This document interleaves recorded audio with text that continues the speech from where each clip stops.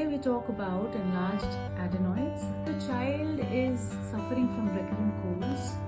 Your child is snoring at night. If your child wakes up in the middle of the night because your child cannot breathe, is choking at night. If any child is suffering from recurrent ear infections along with a cold, the child might be suffering from enlarged adenoids and the child requires treatment.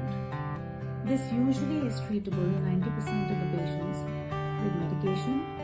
Only in very severe cases where the children are suffering from sleep apnea, they require surgery.